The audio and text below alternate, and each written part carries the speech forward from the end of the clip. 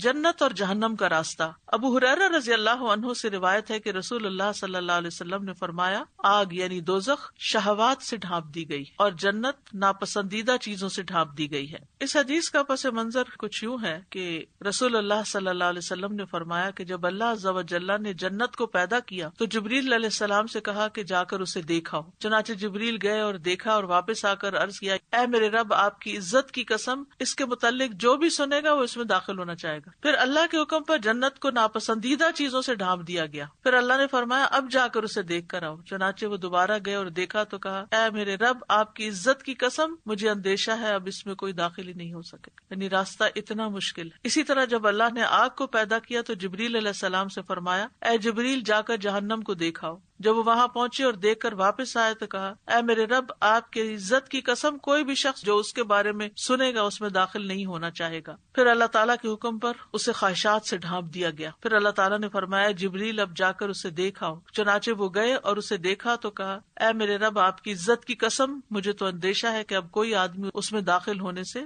بچ نہیں سکے گا، یعنی جہنم ایسی چیزوں سے ڈھانپ دی گئی۔ تو یہ جو حدیث ہے اس سے یہ پتہ چلتا ہے کہ جنت اور جہنم دونوں کے راستے جو ہیں ان کے اندر کچھ ایسی چیزیں رکھ دی گئی ہیں کہ انسان کو واقعی اپنے ساتھ بہت سٹرگل کی ضرورت ہوتی ہے۔ جیسے آگ جو ہے شہوات سے ڈھانپ دی گئی۔ شہوات کیا ہے؟ ایسی خواہشات جن کی طرف نفس بغیر عقل اور شعور اور فہم اور بصیرت کے مائل ہو جاتا ہے۔ نہ دین کا لحاظ رکھا جاتا ہے نہ اخلاق کا، یعنی وہ دینی لحاظ سے ٹھیک ہے یا نہیں، اخلاقی لحاظ سے ٹھیک ہے یا نہیں، بس صرف یہ دیکھا جاتا ہے کہ میرا دل چاہتا ہے، میری مرضی۔ اب مثال کے طور پر ہمارے جسم میں اللہ نے بہت سی خواہشات رکھ دی ہیں، مثلاً کھانے کی خواہش۔ اب انسان کو اگر بھوک لگی ہے یا اس کو کوئی چیز پسند ہے تو اس میں وہ یہ پرواہ نہ کرے کہ یہ حلال ہے یا حرام ہے، طیب ہے یا غیر طیب ہے، فائدہ دے گی یا نقصان دے گی، بس پسند ہے، لذت ہے اس میں، تو اس لیے مجھے کھانا ہی کھانا ہے۔ اب شراب پینے کی کسی کو کیا ضرورت ہے؟ کیا وہ فوڈ ہے؟ کیا وہ انرجی ہے؟ نہیں، صرف ایک لذت ہے۔ تو اسی لیے آپ دیکھیں کہ شراب کا انجام کیا بتایا گیا، یعنی جو ہمیشہ شراب پیتا ہے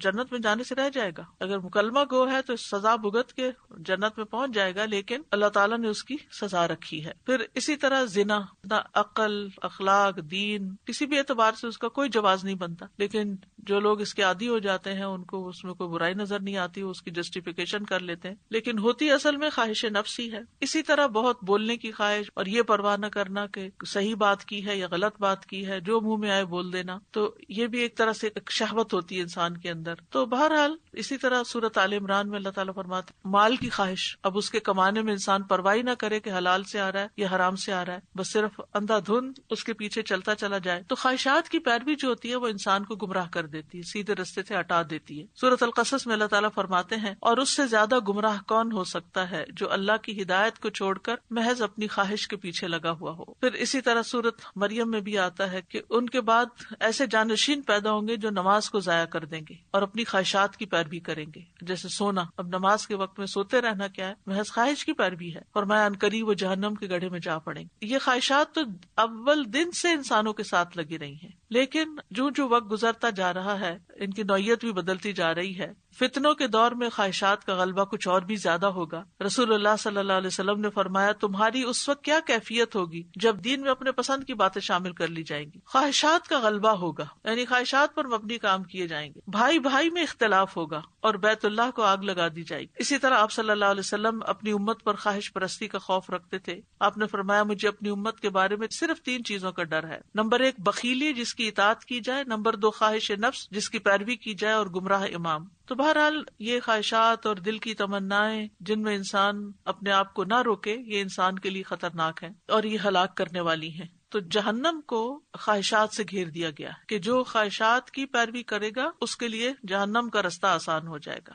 اور جو ان کے اپوزٹ کام کرے گا، یعنی اللہ کو راضی کرنے کے لیے ان چیزوں سے رک جائے گا، وہ جنت میں جائے گا۔ عبداللہ بن مسعود کہتے ہیں، رسول اللہ صلی اللہ علیہ وسلم نے فرمایا، جو چیز تمہیں جنت کے قریب کر سکتی ہے میں نے تمہیں اس کا حکم دے دیا ہے، اور جو چیز تمہیں جہنم کے قریب کر سکتی تھی میں نے تمہیں اس سے منع کر دیا ہے۔ اب آپ دیکھیے کہ جنت کا راستہ جو ہے وہ جیسا کہ حدیث میں آ رہا ہے جنت جو ہے وہ ناپسندیدہ چیزوں سے گھیر دی گئی. مثلاً وہ کون سی ہیں؟ جیسے نماز ہی پڑھنی ہے تو سب سے پہلے وضو انسان پہ بھاری ہوتا ہے، لیکن وہ پرواہ نہیں کرتا اور اٹھ کے جا کے وضو کر کے پھر نماز بھاری ہے تو پھر انسان نماز پڑھتا ہے. یہ بھی ایک طرح سے نفس کے خلاف، کبھی نیند آ رہی ہوتی ہے، کبھی بھوک لگی ہوتی ہے، کبھی کوئی اور کام بیچ میں آ رہے ہوتے ہیں، لیکن انسان ان سب چیزوں کو چھوڑ کر اللہ کی طرف رجوع کرتا ہے. اسی طرح اللہ کے راستے میں مال خرچ کرنا، یہ نفس پہ بڑا بھاری ہوتا ہے، لیکن انسان اللہ کی خاطر اپنے نفس کی پرواہ نہ کرتے ہوئے، نفس کی نہ سنتے ہوئے فی سبیل اللہ مال خرچ کرتا ہے تو یہ اس کے لیے اجر کا باعث بنتا ہے. اسی طرح علم حاصل کرنا، یہ بھی انسان کے نفس پر بڑا بھاری ہوتا ہے، کیونکہ علم بدن کی راحت کے ساتھ تو حاصل نہیں ہوتا.